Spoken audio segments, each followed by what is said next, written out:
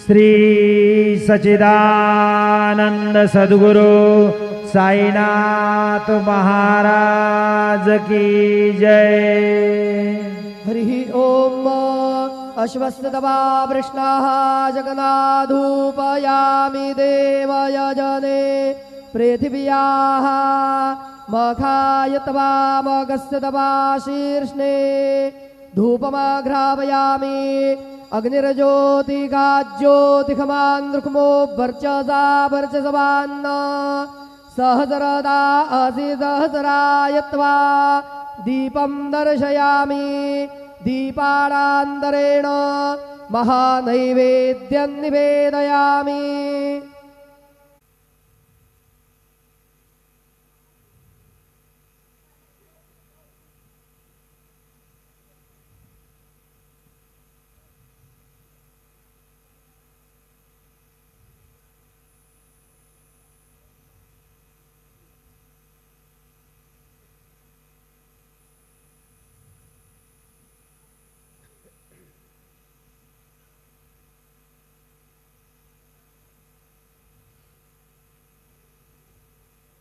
ओम प्राणदा अपानदा व्यानदा प्रचोदा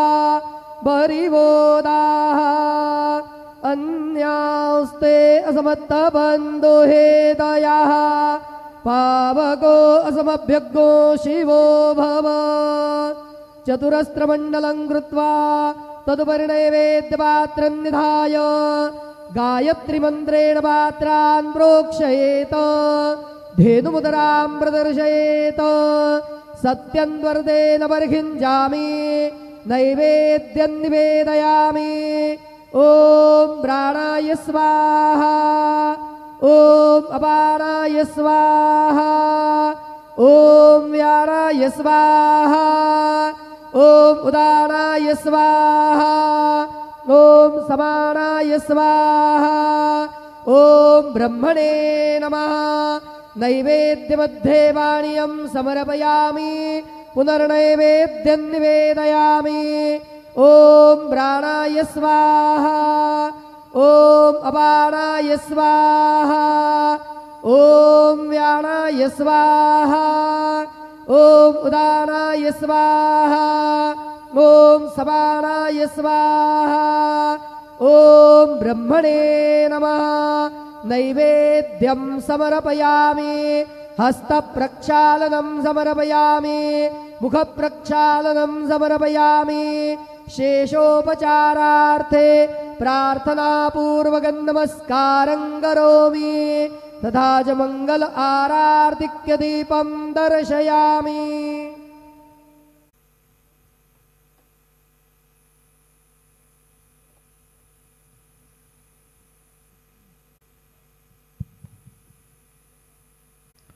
आता माध्यान आरती सुरू होत आहे। सर्वांनी एका सुरात आरती म्हणावी। अब माध्यान आरती शुरू हो रही है। आप सब एक सुर में आरती गाइए। श्री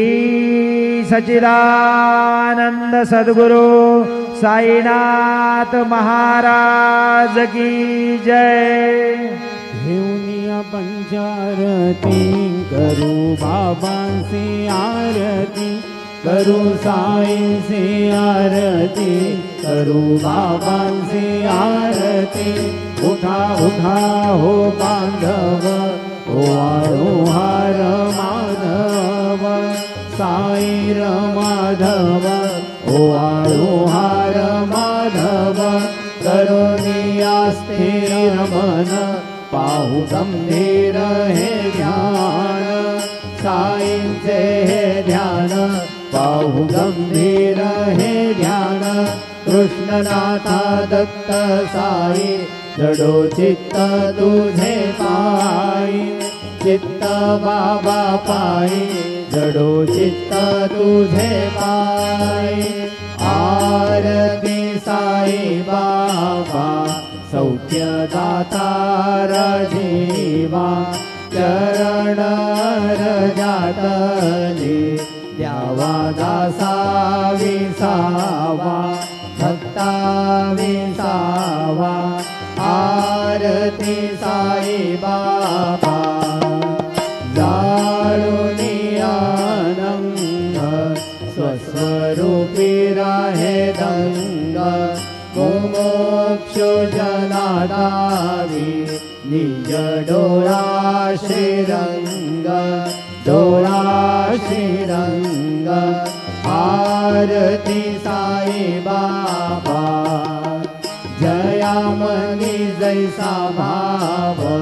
तया तैसा अनुभव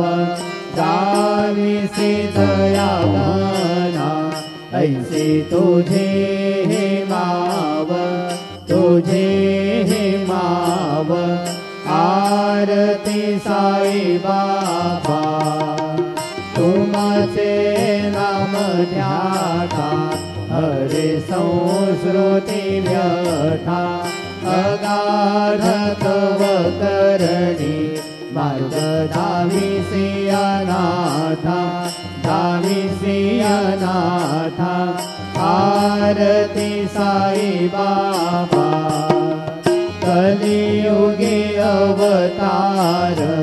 सगुण परब्रह्म साचार अवतीर्ण झालासे स्वामी दत्ता दिगंबर दत्ता दिगंबर आरती साई बाबा आठा दिवसा गुरुवारी भक्त करी तिवारी प्रभु पद पाहावया भव भय निवारी भय निवारी आरती साई बाबा माझा निज द्रव्य ठेवा तव चरण रज सेवा मागणे हेची आता तुम्हा देवाधिदेवा देवाधिदेवा आरती साई बाबा इच्छित चाचक निर्मल तोय निज सुख पाजावे माधवाया सांभाळ आपोली भाक आपोली भाक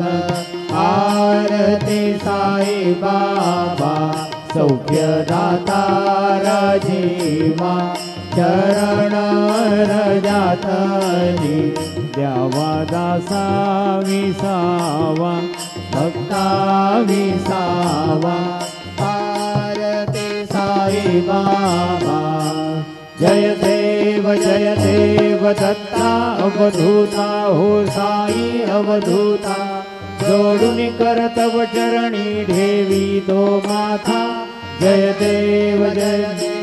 अवतरसी तू येता धर्माते ग्लानी नास्तिकांनाही तुला निज भजनी दाविसी नाना लीला असंख्य रूपांनी हरिसी दीनांचे तू संकट दिन रजनी जय देव दत्ता अवधूता हो साई अवधूता जोडून करतव चरणी ठेवी तो माथा जय देव यवन स्वरूपी एक्या दर्शन त्वादिदले संशय निरसनिया तत्वैता घालविले गोपी चंदा मंदा त्वांचे उद्धरिले मोमिन वंशी जन्मुनि लोका तारियले जय देव दत्ता अवधूता हो साई अवधूता जोडून करतव चरणी ठेवी तो माथा जय देव भेदन तत्वी हिंदू यवनांचा काही दावायासी झाला पुनरपि नरदेही पाहसी प्रेमाने तू हिंदू यवनाही दाविसी आत्मत्वाने व्यापक हा साई जय देव दत्ता अवधूता हो साई अवधूता जोडून करतव चरणी ठेवी तो माथा जय देवा देवा साई नाथा त्वत्पद नक भावे परमाया मोहित जन मोचन धनी भावे तत्कृपये सकलांचे संकट निरसावे देशील दरिद्रे द्वद्यश कृष्णाने गावे जय देव दत्ता अवधूता हो साई अवधूता जोडून करतव चरणी ठेवी तो माथा जय देव शिर्डी माझे पंढरपूर साई बाबा रमावर बाबा रमावर साई बाबा रमावर शुद्ध भक्ती चंद्रभागा भाव पुंडलिक जागा पुंडलिक जागा भाव पुंडलिक जागा याहो अवघे जन करू बाबांसी वंदन साईंसी वंदन करू बाबांसी वंदन गणू म्हणे बाबा साई धाव पाव माझे आई पाव माझे आई धाव पाव माझे आई घालीन लोटांगण वंदीन चरण डोळ्यांनी पाहिन रूप तुझे प्रेमे अलिंगिन आनंद पूजिन भावे ओवाळीन त्वमेव माता च पिता त्वमेव बंधुश्च सखा त्वमेव विद्या द्रविणं त्वमेव सर्वं मम देव कायेन वाचा मनसेन्द्रियर्वा बुद्ध्यात्मना वा प्रकृति स्वभावात् करोमि यद्यत् सकलं परस्मै नारायणायति समर्पयामि अच्युतं केशवं राम नारायणं कृष्णदामोदरं वासुदेवं श्रीधरं माधवं गोपिका वल्लभं जानकीनायकं रामचन्द्रं भजे हरे राम राम राम हरे हरे हरे कृष्ण कृष्ण कृष्ण हरे हरे हरे गुरुदेवा दत्त हरि ओम यज्ञेन यज्ञमयजन्त देवा स्थानि धर्माणि प्रथमान्यासन्न तेहनाकं महिमानः सचन्त यत्र पूर्वे साध्या सन्ति देवाः ॐ राजाधिराजाय प्रसह्य साहिने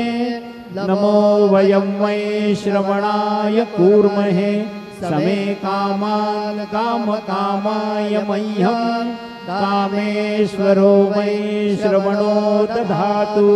कुबेराय वै श्रवणाय महाराजाय नमः ॐ स्वस्ति साम्राज्यं भोज्यं स्वराज्यं वैराज्यं पारमेष्ट्यं राज्यं महाराज्यमाधिपत्यमयं समन्तपर्यात् ईशा सार्वभौमः सर्वायुषादात् परार्धात् पृथिव्यै समुद्रपर्यन्ताया एकराळिति तदप्येष श्लोको विगीतो मरुतः परिवेष्टारो मरुतस्यावसंग्रहे आवीक्षितस्य कामप्रेर्विश्वे देवाः सभासद इति श्रीनारायण वासुदेवाय सच्चिदानंद सद्गुरु साईनाथ महाराज की जय। अनंतातुनाते कसे रे नमावे अनंतातुनाते कसे रे नमावे अनंतो मुखांचा क्षिणेशेष गाताव नमस्कार साष्टांग श्री साईनाथ स्मरावे मनी त्वत्पदानित्य भावे पुरावे तरी भक्तीसाठी स्वभावे करावे जगातारुणी माय दाता नमस्कार साष्टांग श्री साईनाथा वसे जो सदा दावया संत लीला तिसे अन्य लोकां परी जो जनाला परी अंतरिज्ञान कैवल्य दाता नमस्कार साष्टांग श्री साईनाथा वरालाधला जन्म हा मानवाचा नरा सार्थका साधने भूत साचा धरू साई प्रेमा गळाया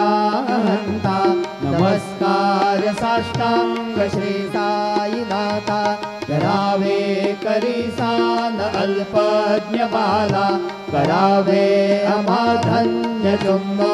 निघाला मुखे घाल प्रेमे कराग्रास आता नमस्कार साष्टांग श्री साईनाथा सुराधिक ज्यांच्या पदा वंदिता ते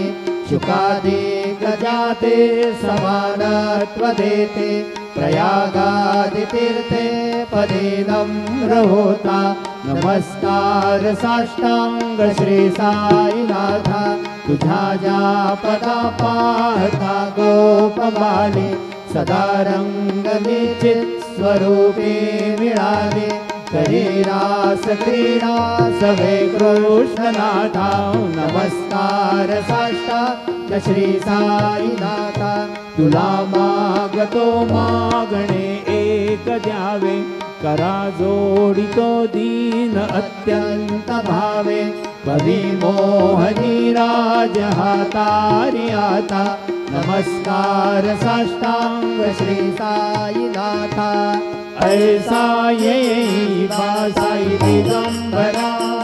अक्षय रूपावतारा सर्व ही व्यापक तू श्रुति सारा अनुसया त्रिकुमारा बाबा येई बा काशी स्नान जप प्रतिदिवसे कोल्हापुर भिक्षेसी निर्मल नदी तुंगा जलप्राशी निद्रा माहुर देशी ऐसा येई बा जोडी लोंबत से वाम करी त्रिशूल डमरुधारी भक्ता वरद सदा सुखकारी देशिल मुक्तिचारी ऐसा येई बा पायी पादुका जपमाला कमंडलु मृगछाला धारण करिसी बा नागजटा मुकुट शोभतो माथा ऐसा येई बा तत्पर तुझ्या जे ध्यानी अक्षय त्यांचे सदनी लक्ष्मी वास करी दिन रजनी रक्षिसी संकट वारुनी ऐसा येई बा या परिध्यान तुझे गुरुराया दृश्य करी नयनाया पूर्णानंद सुखे ही काया लाविसी हरि गुण गाया ऐसा येई बा साई दिगंबरा अक्षय रूपावतारा सर्व ही व्यापक तू श्रुति सारा अनुसया त्रिकुमारा बाबा येई बा सदा सत्स्वरूपं चिदानन्दकन्दं जगत्सम्भवस्थान संहारयेतुं स्वभक्तेच्छया मानुषं दर्शयन्तं नमामीश्वरं सद्गुरुं साईनाथं भवद्भान्तविद्भौ समार्कण्डमिड्यं मनोवागतीतं मुनिर्ध्यानगम्यं जगद्व्यापकं निर्मलं निर्गुणं त्वां नमामीश्वरं सद्गुरुं साईनाथं भवाम्भोधिमग्नार्दितानां जनानां स्वपादाश्रितानां स्वभक्तिप्रियाणां समुद्धारणार्थ कलौ सम्भवन्तं नमामीश्वरं सद्गुरुं साईनाथं सदा निम्बवृक्षस्य मूलाधिवासात् सुधास्त्राविणं ते कमप्याप्रियन्तं तरुं कल्पवृक्षाधिकं साधयन्तं नमामीश्वरं सद्गुरुं साईनाथं सदा कल्पवृक्षस्य तस्याधिमूले भवद्भावबुद्ध्या सपर्यादि सेवा नृणां कुर्वतां भुक्तिमुक्ति प्रदन्तं नमामीश्वरं सद्गुरुं साईनाथम् अनेकाश्रुतातर्क्यलीला विलासै समाविष्कृतेशानभास्वत्प्रभावम् अहं भावहीनं प्रसन्नात्मभावं नमामीश्वरं सद्गुरुं साईनाथम् सतां विश्रमाराममेवाभिरामं सदा सज्जनैः संस्तुतं सन्नमध्ये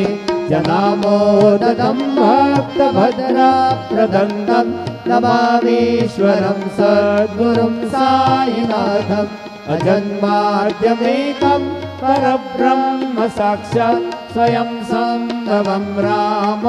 राममेवावतीर्णं भवद्दर्शनात् सम्मुनीतः प्रभोऽहं नमामीश्वरं सद्गुरुं साईनाथम् श्री साईश कृपानिधेऽखिल नृणां सर्वार्थसिद्धप्रद युष्मत्पादरजः प्रभावमतुलं धातापि वक्ता क्षमः सद्भक्त्या शरणं कृताञ्जलिपुटः सम्प्रापितोऽस्मि प्रभो श्रीमत्साई परेश पादकमलान् नान्यच्छरण्यं मम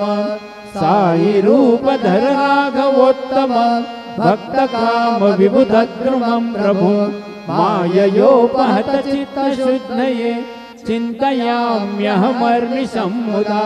शरत्सुधाशुमा प्रकाश कृपातपत्रं तव साईनाथ त्वदीयपादाब्जसमाश्रितानां स्वच्छायया तापमपाकरोतु उपासनादैवत साईनाथ स्तवैर्मयोपासनिनास्तुतस्त्वं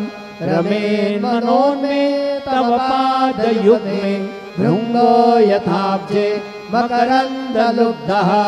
अनेकजन्मार्जितपापसंशयो भवेद्भवत्पादसरोजदर्शनात् क्षमस्व सर्वान् अपराधपुञ्जकान् प्रसीद साई सद्गुरो दयानिधे श्री साईनाथ चरणामृतपूत चित्तास् तत्पादसेवनरतः सततं च भक्त्या संसारजन्यदुरितो धविनीर्गतास्ते कैवल्यधाम परमं समवाप्नुवन्ति स्तोत्रमेतत्पठेद्भक्त्या यो नरस्तन्मनः सदा सद्गुरोः साईनाथस्य कृपापात्रं भवेद्ध्रुवं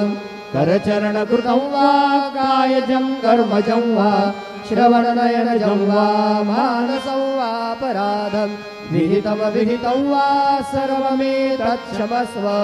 जय जय करुणाब्धे श्री प्रभो साईनाथ श्री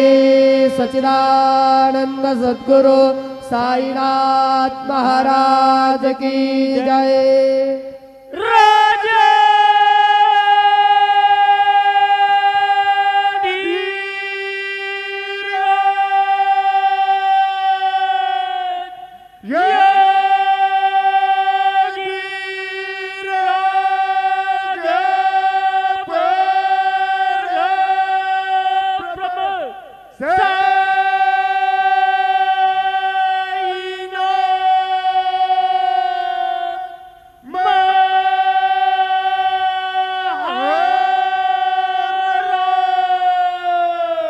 श्री